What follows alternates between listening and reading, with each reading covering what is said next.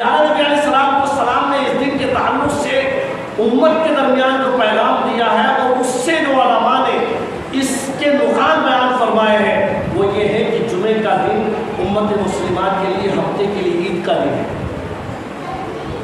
اسی لیے امت کو یہ حکم ہے کہ آپ جب جمعے کا دن ہو تو اچھی طریقے سے غسل کریں, اس کے بعد اپنی حیثیت کے مطابق خوشبو کا استعمال کریں, اچھے پرانے نئے جیسے بھی کپڑے ہوں وہ کپڑے دھلے ہوئے صاف ستھرے ہوں. جمعے کے دن کی تیاری صبح صحیح ہونی چاہیے اور جمعے کے لیے صبح صحیح انسان کو اس کی تمام تیاریاں کرنی چاہیے,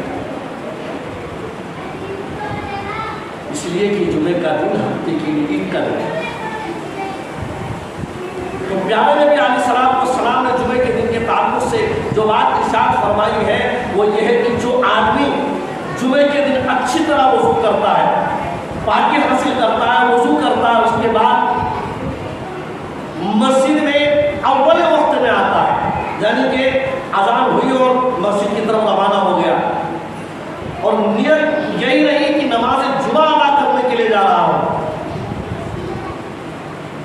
اس بیچ میں جمعے کی تقریرات, جمعے کے خطبات کو پرسکون انداز میں سنا, جمعے کے خطبے کو نماز کی طرح بالکل پرسکون انداز میں سنا, نماز ہوئی, دعا ہوئی, اپنی نماز مکمل کی. پیارے نبی فرماتے ہیں ایک جمعے سے دوسرے جمعے تک کے گناہ اس کی معاف کر دیے گئے.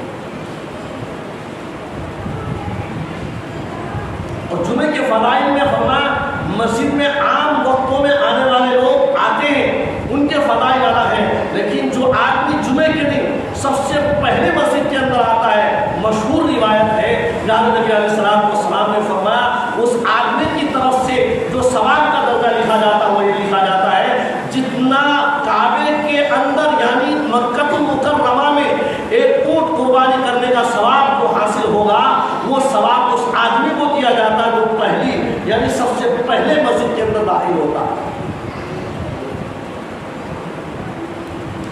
پھر اس کے بعد آنے والے کے لیے جو ثواب لکھا جاتا ہے وہ یہ لکھا جاتا ہے کہ جو آدمی گائے قربانی کرنے کے برابر جس کو ثواب ملے گا کعبے کے اندر مکہ المکرمہ کے اندر, اتنا ثواب اس آدمی کے لیے لکھا جاتا ہے جو دوسرے نمبر پر مسجد میں داخل ہوتا ہے. تیسرا وہ آدمی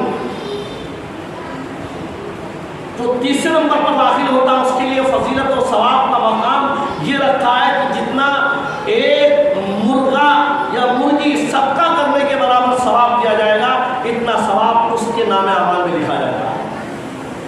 چوتھے نمبر پر آنے والے لوگوں کے لیے انڈے کے برابر صدقہ کرنے کا ثواب لکھا جاتا ہے اور یہ سلسلہ خطبے کی اذان تک چلتا رہتا ہے. جب خطبے کی اذان ہوتی ہے فرشتے اپنے رجسٹر کو بند کر دیتے ہیں.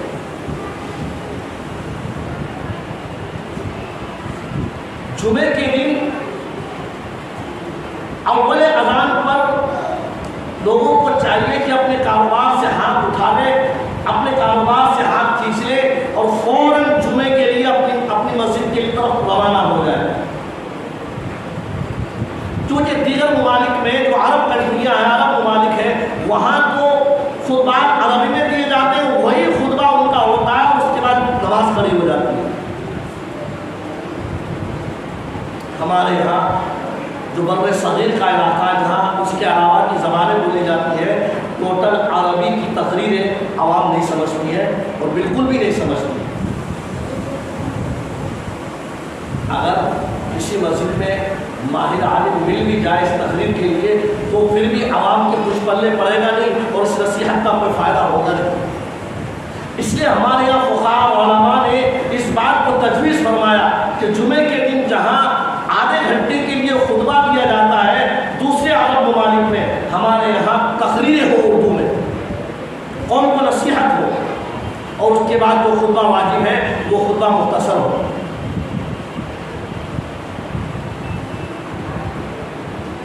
تو جمعے کے تعلق سے پیارے نبی علیہ السلام نے فرمایا جو بندہ جمعے کے دن جمعے کی نماز کو چھوڑ دے یعنی جمعہ چھوڑ دے, جمعے کے لیے نہ آئے, پیارے نبی فرماتے جمعہ چھوڑنے سے باز رہو ورنہ اللہ تعالیٰ دلوں پہ مہر لگا دے.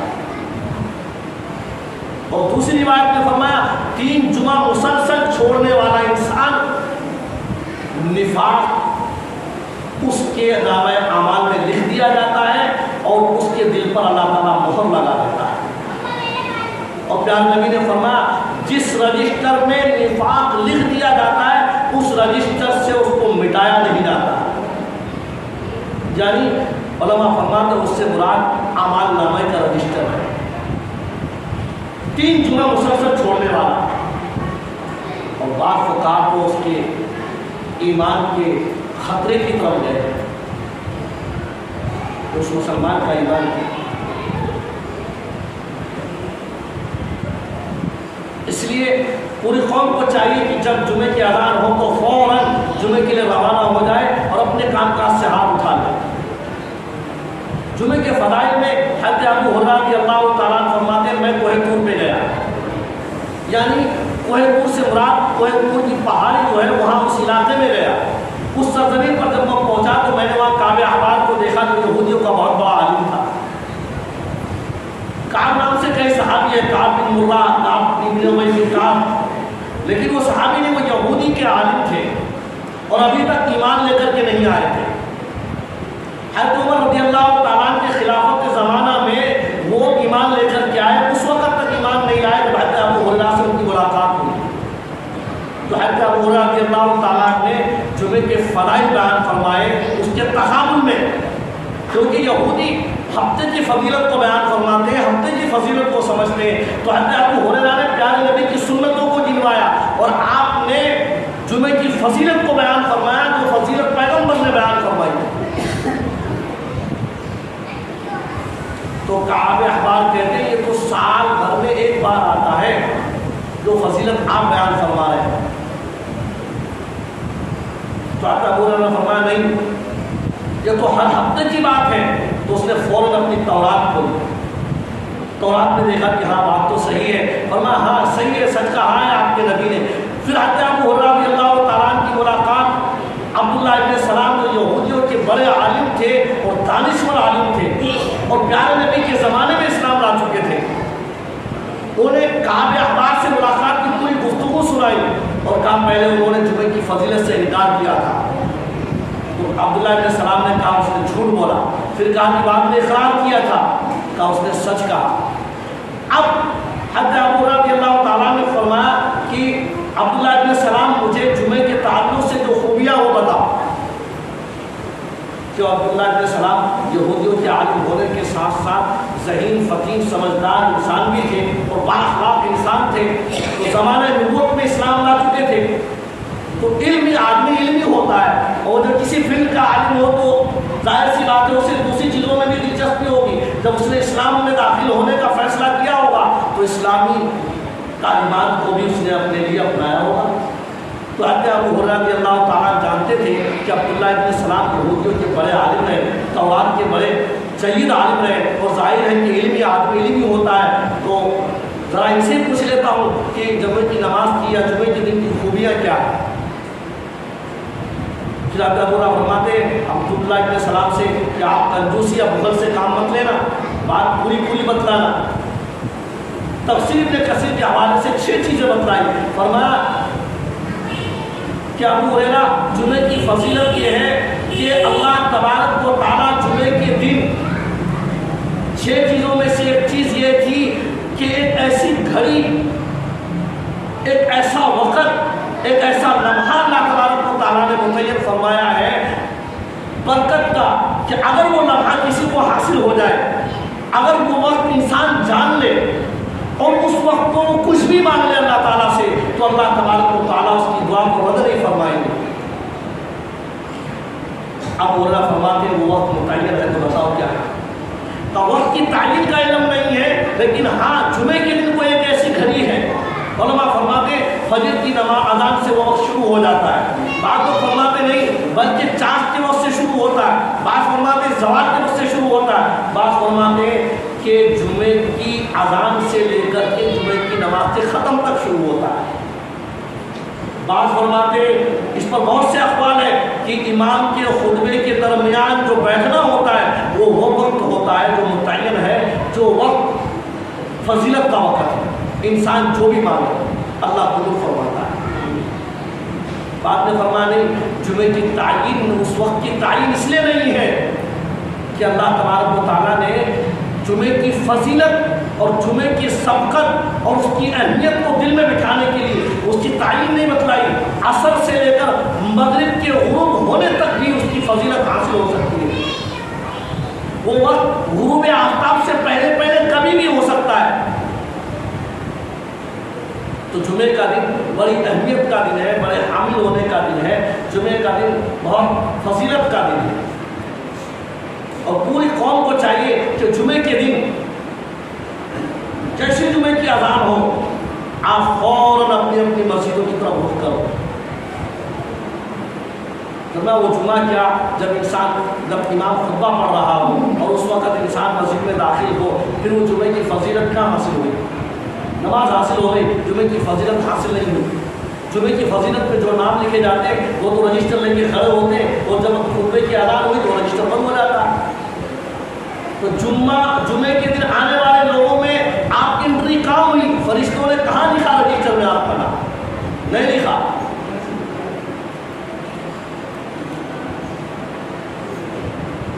اور یہ کام مخلصانہ انداز میں ہونا چاہیے, اخلاص کے ساتھ ہونا چاہیے.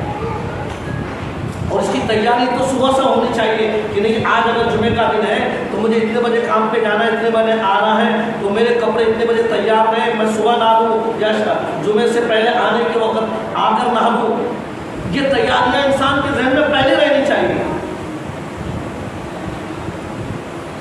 اور بہت مخلص لوگ تو وہ ہوتے ہیں جو جمعے کے دن کام ہی نہیں کرتے. جمعے کی فضیلت کے تعلق سے اور جمعے کی اہمیت کو پانے کے لیے یعنی آج جمعہ ہے اس لیے آج کچھ کام نہیں ہوگا. کیوں؟ اس لیے کہ انہوں نے جمعے کے دن کو عید کا دن محسوس کیا. جو پیارے نبی نے فرمایا کہ ہفتے کے دنوں کے لیے جو ہفتہ والے دن ہوتا ہے 7 دن, ان میں ایک دن جو جمعہ ہو وہ جمعے کا دن, عید کا دن ہے. ہم لوگوں کی یہاں مزاج ہے اگر اذان کی ہو رہی ہوگی تو بھی ہم اپنے کام میں مشغول رہیں گے, نمازوں کی اذانیں ہوگی تو بھی ہم اپنی گفتگو میں مشغول رہیں گے. جبکہ اس پر بڑی وعید نازل ہوئی ہے. فرشتہ لعنت کرتا ہے ایسے آدمی پر جو اذان ہو رہی ہو اور انسان گفتگو میں لگا ہوا ہو, کہتا اللہ کی دشمن چپ ہو جا, اللہ کی صدا کی آواز آ رہی ہے.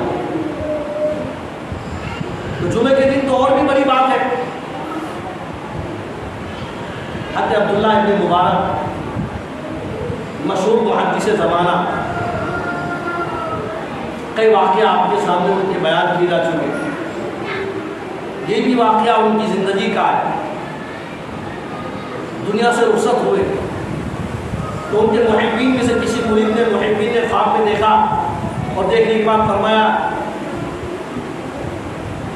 عبداللہ ابن مبارک سے کہ بتائیں آپ کے ساتھ کیا معاملہ رہا, کیسے حالات بیتے, کیا سوال و جواب رہا, آپ کس پوزیشن میں ہیں, کیسے حالات ہیں. تو حضرت عبداللہ ابن مبارک کہتے ہیں کہ الحمدللہ اللہ کے فضل سے کامیاب ہو گیا, بہت اچھا ہے, میں جنت میں ہوں. لیکن ہاں لوہار جو تھا میرے برابر میں, جس کا مکان تھا, جس کی رہائش تھی, وہ ایک درجہ مجھ سے اونچائی پہ ہے. یعنی جس جنت میں میں ہوں مجھ سے ایک درجہ وہ بلندی پہ ہے. تو محبین مریدین بہت تعجب میں ہوئے. خواب دیکھنے والا شخص بہت تعجب میں ہوا کہ عبداللہ ابن مبارک جیسا محدث, اتنا بڑا عالم, اتنا بڑا عابد, جس کی عبادت پر وہ محاکش کرتا تھا, تعجب اور حیرت کرتا تھا. لیکن افسوس کی بات یہ ہے کہ عبداللہ ابن مبارک جس جنت میں ہے اس جنت سے ایک درجے اونچائی پر وہ لوہار ہے. آنکھ کھلی تو رہا نہیں گیا, کا ماجرا پوچھا جائے ایک لوہار کا یہ مقام کیسے ہو سکتا ہے. جو زمانے کا محدث ہو اور تمام وقت حدیثوں میں, فقہ میں, علم میں غرق ہو, اور پل بھر کے لیے بھی گناہ کا شائبہ دل میں نہ ہو رہا ہو, ایسا پاکیزہ قلب ہو, یہ وہی عبداللہ ابن مبارک ہے جن کا مشہور واقعہ ہے کہ اپنی جوانی کے عالم میں کسی ایک حسینہ سے ان کو محبت ہو گئی. محبت ہو گئی تو اس پر وعد و پیمان ہو گیا کہ آج رات عشاء کے بعد تم اپنے گھر کی کھڑکی سے ذرا باہر نکلنا، میں تمہیں سامنے ہی سے انتظار کرتا ہوا ملوں گا۔ حضرت عبداللہ ابن مبارک اپنے وعدے کے مطابق وہاں پر پہنچ گئے، لیکن لڑکی کھڑکی پر نہیں آئی۔ پوری رات ہو گئی، جب فجر کی اذان ہوئی تو حضرت عبداللہ ابن مبارک واپس لوٹے، اور لوٹنے کے بعد وضو کیا اور سجدے میں گرے، کہا الہ العالمین اگر یہ رات میں تجھے پانے کے لیے اگر کھڑا رہتا تو میں تجھے پا لیتا، یہ دنیا کو دھوکا ہے۔ بس وہیں سے ان کی زندگی بدل گئی۔ پھر زمانے کا اتنا بڑا محدث اور فقیہ اور عالم بنے۔ تو میں عرض کر رہا تھا، بیچ میں بات آ گئی، میں عرض کر رہا تھا کہ حضرت عبداللہ ابن مبارک کہ محبین نے جو خواب دیکھا اس کے بعد اس سے رہا نہیں گیا، تو اس نے سفر کیا اس کے گھر کا، اس لوہار کے گھر کا۔